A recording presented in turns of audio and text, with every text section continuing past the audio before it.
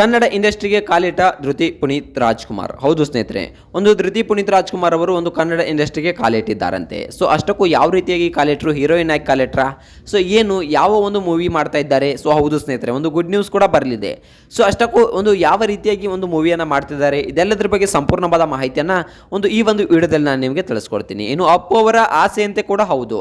So Appu ಅವರ ಆಸೆ ಕೂಡ ಅದೇ ಆಗಿತ್ತಂತೆ. ಸೊ ಅಪ್ಪು ಅವರ ಆಸೆಯಂತೆ ಒಂದು ಅಶ್ವಿನಿ ಪುನೀತ್ ರಾಜ್ಕುಮಾರ್ ಅವರು ತಮ್ಮ ಮಗಳನ್ನ ಒಂದು ಸಾಧನೆ ಕರ್ಕೊಂಡು ಹೋಗ್ತಾ ಇದ್ದಾರೆ. ಸೊ ಅಷ್ಟಕ್ಕೂ ಒಂದು ನಟಿಯಾಗಿ ಕಾಲಿಡ್ತಾ ಇದ್ದಾರೆ. ಸೊ ಏನು ಒಂದು ಯಾವ ಮೂವಿಗೆ ಒಂದು ಕಾಲಿಡ್ತಾ ಇದ್ದಾರೆ ಇವರು, ಇದೆಲ್ಲದರ ಬಗ್ಗೆ ಸಂಪೂರ್ಣವಾದ ಮಾಹಿತಿಯನ್ನು ಈ ಒಂದು ವಿಡಿಯೋದಲ್ಲಿ ನಾನು ನಿಮಗೆ ತಿಳಿಸ್ಕೊಡ್ತೀನಿ. ಅದಕ್ಕೂ ಮೊದಲು ನೀವು ನಮ್ಮ ಚಾನಲ್ಗೆ ಹೊಸಬರಾಗಿದ್ದರೆ, ನೀವೇನು ನಮ್ಮ ಚಾನಲ್ಗೆ ಸಬ್ಸ್ಕ್ರೈಬ್ ಮಾಡಿಲ್ಲ ಅಂದರೆ ಈ ಕೂಡಲೇ ಸಬ್ಸ್ಕ್ರೈಬ್ ಮಾಡಿ. ಹಾಗೆ ಒಂದು ಪಕ್ಕದಲ್ಲಿರೋ ಬೆಲ್ ಐಕಾನ್ನ ಪ್ರೆಸ್ ಮಾಡೋದ್ರ ಮೂಲಕ ನಮಗೆ ಸಪೋರ್ಟ್ ಮಾಡಿ. ಹಾಗಿದ್ರೆ ತಡ ಯಾಕೆ ಮಾಡೋದು, ಬನ್ನಿ ಸ್ನೇಹಿತರೆ ವಿಡಿಯೋನ ಸ್ಟಾರ್ಟ್ ಮಾಡೋಣ. ಮೊದಲನೇದಾಗಿ ನೋಡ್ಬೇಕಪ್ಪ ಅಂತಂದ್ರೆ ಧೃತಿ ಪುನೀತ್ ರಾಜ್ಕುಮಾರ್ ಅವರ ವಿದ್ಯಾಭ್ಯಾಸ ಈಗಷ್ಟೇ ಮುಗಿಯಿತು. ಒಂದು USA ಅಲ್ಲಿ ಒಂದು ಡಿಗ್ರಿಯನ್ನು ಕಂಪ್ಲೀಟ್ ಮಾಡೋಕ್ಕೆ ಹೋಗಿದ್ರು ಒಂದು ಧೃತಿ ಪುನೀತ್ ರಾಜ್ಕುಮಾರ್ ಅವರು. ಒಂದು ಅಪ್ಪು ಅವರು ಮರಣ ಹೊಂದಿದಾಗ ಕೂಡ ಧೃತಿ ಪುನೀತ್ ರಾಜ್ಕುಮಾರ್ ಅವರು ಬಂದಿದ್ರು.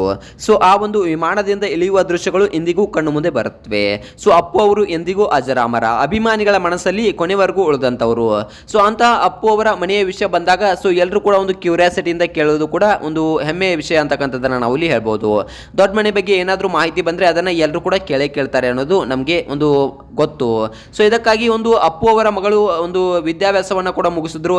ಡಿಗ್ರಿ ಆದಮೇಲೆ ಏನು ಮಾಡ್ತೀಯ ಅಮ್ಮ ಅನ್ನೋ ಮಾತನ್ನು ಕೂಡ ಅವರ ತಾಯಿಯವರವರಿಗೆ ಕೇಳಿದಾಗ, ಇಲ್ಲ ಅಮ್ಮ ನಾನು ಇಲ್ಲೇ USA ಅಲ್ಲಿ ಒಂದು ಆಫೀಸನ್ನು ಓಪನ್ ಮಾಡ್ತೀನಿ ಅನ್ನೋ ಮಾತನ್ನು ಒಂದು ತಾಯಿಯವರಿಗೆ ಒಂದು ಅಶ್ವಿನಿ ಪುನೀತ್ ರಾಜ್ಕುಮಾರ್ ಅವರಿಗೆ ಒಂದು ಅವರ ಮಗಳ ಧೃತಿ ಅವರು ಹೇಳ್ತಾರೆ.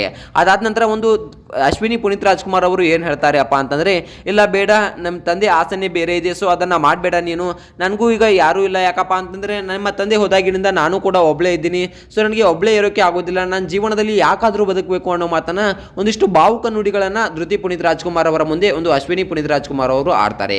ಇದನ್ನು ನೋಡಿದ ಧೃತಿ ಪುನೀತ್ ರಾಜ್ಕುಮಾರ್ ಅವರು, ಇಲ್ಲ ಅಮ್ಮ ನೀನು ಹೇಳಿದಿರೋ ರೀತಿಯಲ್ಲಿ ಕೇಳ್ತೀನಿ, ಸೊ ನಾನು ಏನು ಮಾಡಲಿ ಅನ್ನೋ ಮಾತನ್ನು ಕೇಳಿದಾಗ, ಇಲ್ಲ ನಿನಗೆ ಒಂದು ಏನಾದರೂ ಇಂಟ್ರೆಸ್ಟ್ ಇದ್ದರೆ ಇಲ್ಲೇ ಒಂದು ಆಫೀಸ್ ಹಾಕಿಕೊಡ್ತೀನಿ ಬಾ, ಇಲ್ಲಿ ನೀನು ಬೆಂಗಳೂರಿನಲ್ಲಿ ಏನಾದರೂ ಕೆಲಸವನ್ನು ಮಾಡುವಂತೆ, ಸೊ ನಿನಗೆ ಯಾವ ಥರ ಬೇಕೋ ಅದೇ ಥರ ಒಂದು ಸೆಟಪನ್ನು ಇಲ್ಲಿ ಮಾಡ್ಕೊಳ್ಳಂತೆ ಅನ್ನೋ ಮಾತನ್ನು ಒಂದು ಧೃತಿ ಪುನೀತ್ ರಾಜ್ಕುಮಾರ್ ಅವರಿಗೆ ಒಂದು ಅಶ್ವಿನಿ ಪುನೀತ್ ರಾಜ್ಕುಮಾರ್ ಅವರು ಹೇಳಿದ್ದಾರೆ.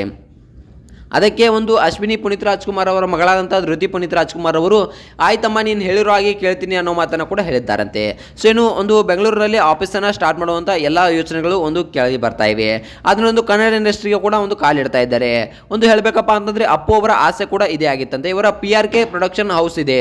ಸೊ ಆ ಒಂದು PRK ಅಡಿಯಲ್ಲಿ ಒಂದು ಇವರು ಕೆಲಸವನ್ನು ಮಾಡಬೇಕು, ಅದನ್ನು ಒಂದು ನನ್ನ ಮಗಳು ಧೃತಿನೇ ನಡೆಸ್ಕೊಂಡು ಹೋಗಬೇಕು ಅನ್ನೋ ಆಸೆ ಅಪ್ಪು ಅವರಿಗೆ ಇತ್ತಂತೆ. ಈಗ ಒಂದು ಅಪ್ಪು ಅವರು ನಡೆಸ್ಕೊಂಡು ಹೋಗ್ತಾ ಇದ್ರು. ಅವರ ಮರಣದ ನಂತರ ಬೇಕಪ್ಪ ಅಂತಂದ್ರೆ ಅದನ್ನ ಒಂದು ಅಶ್ವಿನಿ ಪುನೀತ್ ರಾಜ್ಕುಮಾರ್ ಅವರು ನಡೆಸ್ಕೊಂಡು ಹೋಗ್ತಾ ಇದ್ದಾರೆ. ಇದನ್ನ ಒಂದು ಅವರ ಮಗಳು ನಡೆಸ್ಕೊಂಡು ಹೋಗಬೇಕು ಅನ್ನೋದು ಅವರ ಆಸೆ ಆಗಿತ್ತಂತೆ. ಅವರ ಆಸೆಯಂತೆ ಇದನ್ನ ಇನ್ಮೇಲೆ ನೀನೇ ನಡೆಸ್ಕೊಂಡು ಹೋಗು ಅನ್ನೋ ಮಾತನ್ನ ಅಶ್ವಿನಿ ಪುನೀತ್ ರಾಜ್ಕುಮಾರ್ ಅವರು ಹೇಳ್ತಾ ಇದ್ದಾರೆ. ಈ ಮೂಲಕ ಕನ್ನಡ ಇಂಡಸ್ಟ್ರಿಗೆ ಒಂದು ಕಾಲನ್ನು ಇಟ್ಟಿದ್ದಾರೆ ಅಂತಕ್ಕಂಥದ್ದನ್ನು ನಾವು ಇಲ್ಲಿ ಹೇಳ್ಬೋದು. ಸೊ ಧೃತಿ ಪುನೀತ್ ರಾಜ್ಕುಮಾರ್ ಅವರು ಒಂದು PRK ಅದನ್ನು ನಡೆಸ್ಕೊಂಡು ಹೋಗೋದ್ರ ಮೂಲಕ ಒಂದು ಕನ್ನಡ ಇಂಡಸ್ಟ್ರಿಗೆ ಕಾಲಿಟ್ಟಿದ್ದಾರೆ. ಸೊ ಆದಷ್ಟು ಬೇಗ ಇದು ಅಪ್ಪು ಅವರ ಆಸೆ ಕೂಡ ಆಗಿತ್ತಂತೆ. ಸೊ ಆದಷ್ಟು ಬೇಗ ಇದನ್ನು ನಡೆಸ್ಕೊಂಡು ಹೋಗ್ತಾ ಇದ್ದಾರಂತೆ. ಸೊ ಈ ಒಂದು ಅಶ್ವಿನಿ ಪುನೀತ್ ರಾಜ್ಕುಮಾರ್ ಹಾಗೆ ಇವರ ನಿರ್ಧಾರದ ಬಗ್ಗೆ ನಿಮ್ಗೆ ಏನಿಸುತ್ತೆ, ಇದನ್ನು ಒಂದು ಅಶ್ವಿನಿ ಪುನೀತ್ ರಾಜ್ಕುಮಾರ್ ಅವರಿಗೆ ನಡೆಸ್ಕೊಂಡು ಹೋಗ್ಬೇಕಾ, ಅಥವಾ ಒಂದು ಧೃತಿ ಪುನೀತ್ ರಾಜ್ಕುಮಾರ್ ಅವರು ಈ ಒಂದು PRK ಪ್ರೊಡಕ್ಷನ್ ಹೌಸನ್ನು ನಡೆಸ್ಕೊಂಡು ಹೋಗ್ಬೇಕಾ, ಇದ್ರ ಬಗ್ಗೆ ನಿಮ್ಗೆ ಏನಿಸುತ್ತೆ ಅನ್ನೋದನ್ನ ಕಮೆಂಟ್ ಮಾಡಿ.